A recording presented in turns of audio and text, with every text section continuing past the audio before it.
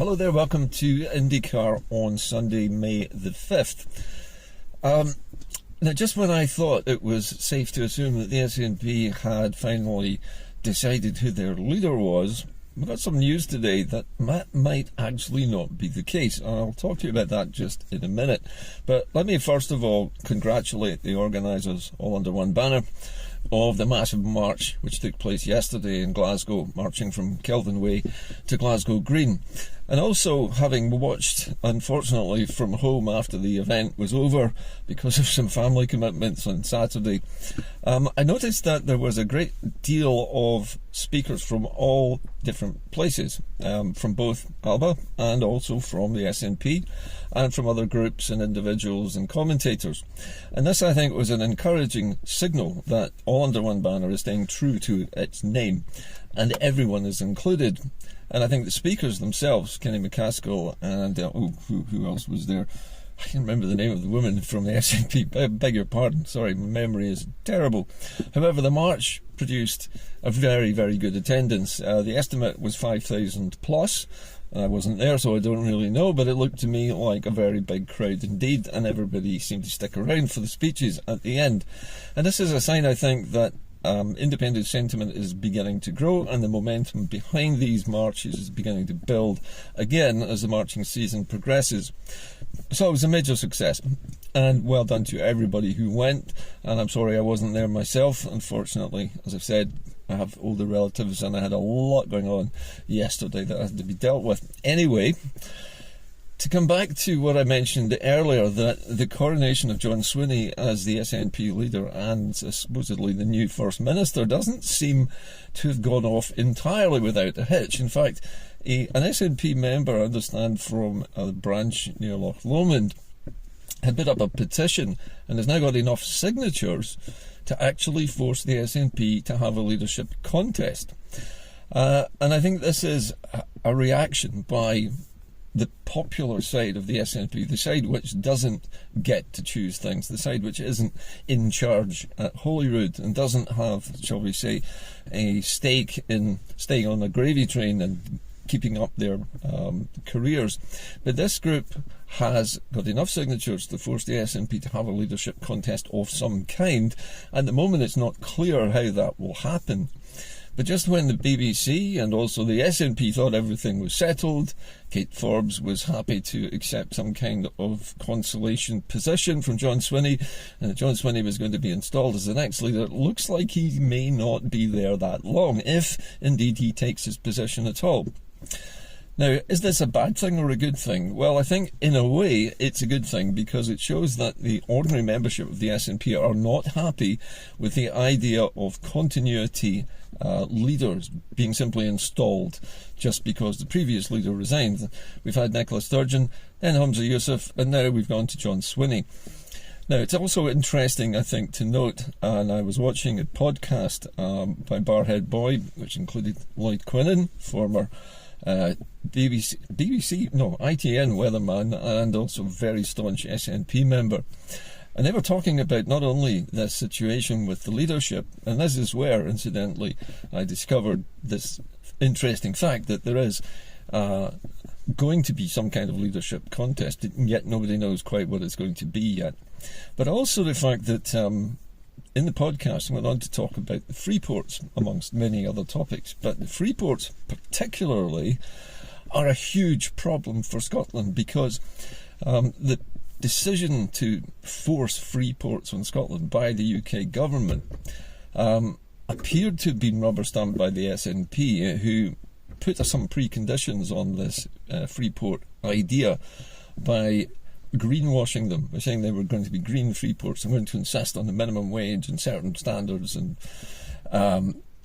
low carbon emissions and so on. But basically the problem with this is that the Freeports themselves become non-parts of Scotland anymore. Whoever happens to be unfortunate enough to live inside one of these free ports, these tax-exempt areas that the United Kingdom is basically selling to corporations, means that anyone living inside these does not have the same rights as those living outside of them.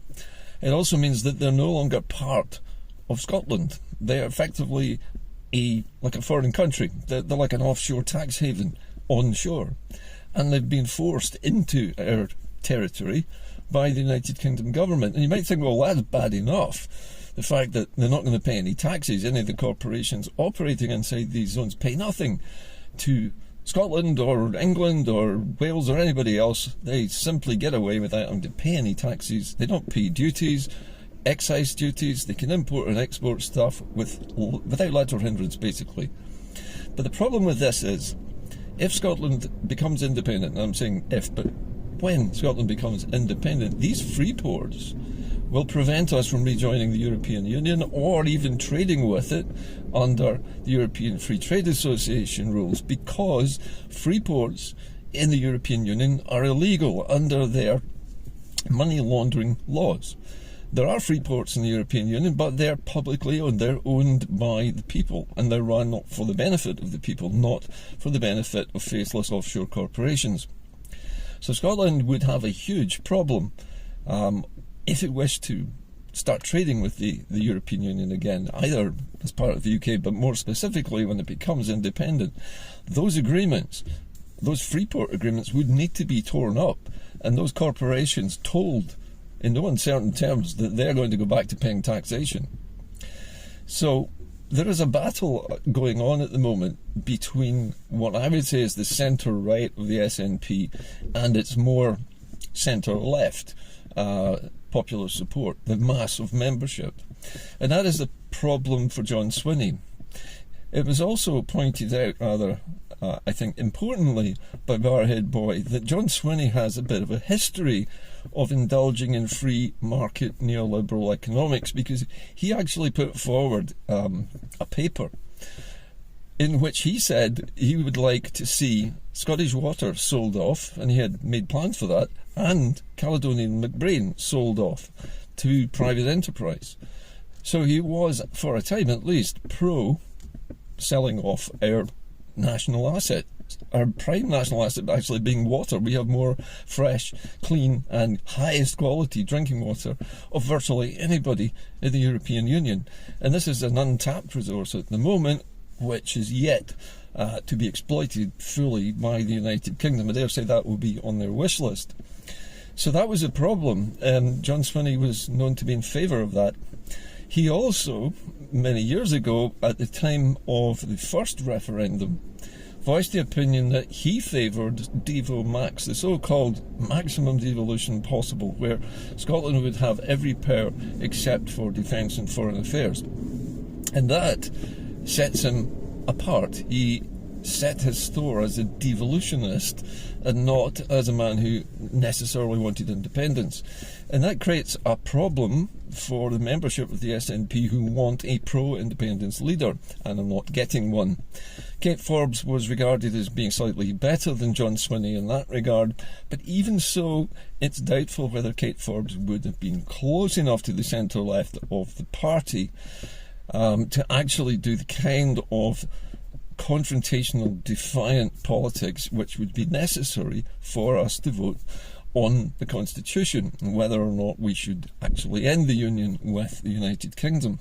Now, also Martin Geisler has was actually shown on Barhead Boy's podcast, and in that Martin Geisler was quizzing Sir Keir Starmer about the union, and he put it to Keir Starmer that the people of Scotland didn't know whether they were in a voluntary union or whether they were trapped in it. And he said, no, it's voluntary.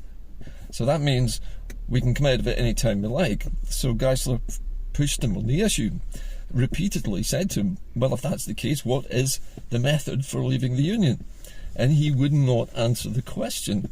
And eventually, when Geisler said, it would be reasonable for the Scots to expect there to be a methodology for leaving the union, Starmer said he didn't accept that. So in one voice he's saying that we're in a voluntary union, and in the second voice he says he doesn't accept that. So Starmer is clearly a unionist. And all of this stuff is coming out on a podcast which is not really being seen by the majority of independence supporters, and that's why I'm making this programme today. I recommend that you follow Barhead Boy and have a look at his most recent live stream with its 4 guests, including Lloyd Quinnan and 2 independent for independence candidates for the next elections. Now, all 4 of them discussing these topics agreed on the same thing, that basically Scotland, if it is in a voluntary union, then there has to be a way out of it. There has to be a democratic route out, and yet the Labour Party will not say that, and Sir Keir Starmer rejects the idea that there must be a way out, even though he says it's voluntary. So how can we voluntarily change our minds? Now, the other thing I think is important, especially after the march yesterday, was to remember that we have over 50% of the Scottish population for the last year and a half in every single poll in favour of independence. And the only reason why that figure isn't higher is because there is no campaign for independence from the SNP. And in fact, John Swinney's latest writings show that he has no intention whatsoever of making any commitment at all about gaining independence through some kind of democratic event. He is more focused on keeping things as they are, and basically is just offering the faint hope of independence somewhere down the line. And that's not really good enough, especially for SNP members who joined the party, some of them many decades ago, thinking that the SNP was going to get independence eventually. And that's not happening. So it is important that there is a challenger to John Swinney, because it's well known that he is at heart a devolutionist. He is at heart not in favour of the left of centre policies of public ownership of key resources. He wanted to sell them off. Anyway, the upshot of all of this was that Lloyd Quinnan, I think, put it very well, that we could easily have the polls up in the 60% mark if there was just an event and a campaign aimed at that either election plebiscite or referendum in which people knew that they were going to be given the choice and given the chance to vote, because nobody is going to say in a poll which way they're going to vote unless there was something in which they could exercise that vote, like an election. So the polls at the moment are largely meaningless. And anyone in the SNP who says, oh, well, you know, the support's hovering just about 50%, oh, it's not good enough, we'll have to wait till it gets to 60. It's not going to get to 60 unless the SNP sets a date for a plebiscite election or a referendum, in which case that will rise, because we already know that it is rock solid above 50% for the last year and a half. And remember, as Lloyd Quinnan pointed out, that in the last referendum, they called that referendum with only 28% support for independence. And they got that up from 28% to just about 50% in a year. So if that can be done from such a low base, imagine what you could do from the current 53% or whatever it is just now.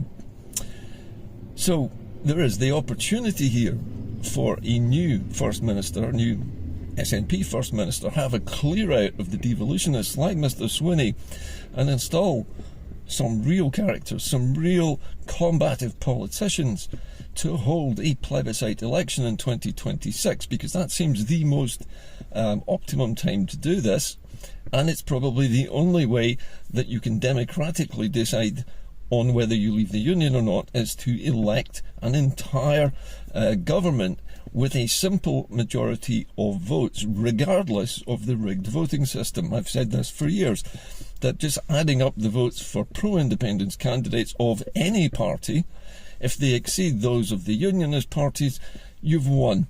And that means the end of the Union, because whatever new government is formed after that will have to say, we are ending the Union, and that is the end of the story and the beginning of the new chapter. So I'm optimistic in a way, because I know that there are plenty of people around who are not just sitting there going, oh well, John Swinney's in charge, we'll wait and see what happens. We know what's going to happen with John Swinney. Nothing's going to happen at all. We're going to have 2 years of fiddling around the edges and offering the carrot of independence as a potential motivator for the next general election in Holyrood. Never mind this one in the United Kingdom.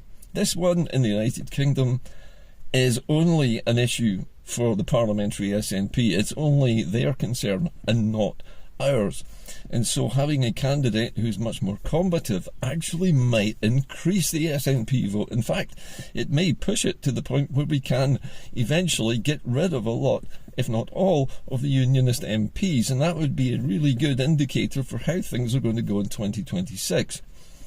But, as I say, Swinney is the man of no action. He's inaction man rather than action man. Kate Forbes has basically admitted defeat before she's even thrown her hat in the ring, which I think is a pity, really, considering that she seemed quite a feisty MSP when she was there, and she made a remarkable job of her first ever emergency appointment as Finance Minister. However, having said all of that, there is cause for rejoicing because we have the opportunity to make this happen. Incidentally, one other thing I noticed today on Facebook, in fact, was the Scotsman, which I think really should change its name to the North British Person, because the Scotsman is plainly a unionist propaganda outlet, which said that the two new ferries for Caledonia and McBrain, which were being built in Turkey, were progressing well and should be launched on time, compared to the two made by Ferguson Marine.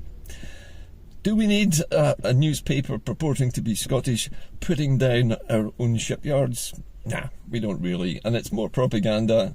And in fact, I hope to God that when we do become independent, the Scotsman, the current editorial control of that is kicked out, and somebody with a little bit more balance and less unionist bias is installed as its editor, because at the moment the readership figures for unionist papers in Scotland are plunging anyway, and they're going to get worse as their readership gradually dies of old age. However, that aside, I'm going to continue with my various recorded shows, and I'm going to keep producing them, and I'm going to keep telling you this stuff because nobody else is. And that is the entire reason why Inde-Car is still here, because I wouldn't need to do this if we had our own television stations and our own newspapers, which are not owned and operated by unionists or unionist sympathisers or Tory donors. Anyway, I just wanted to say congratulations to all under one banner, and well done to every single person of the over 5,000 who showed up to march yesterday. Let's hope that your demonstration of support and your commitment to marching for independence spreads to other people who've seen you now marching through the streets of one of the biggest cities in the whole UK. And let's hope that more all under one banners marches happen across Scotland throughout the summer season.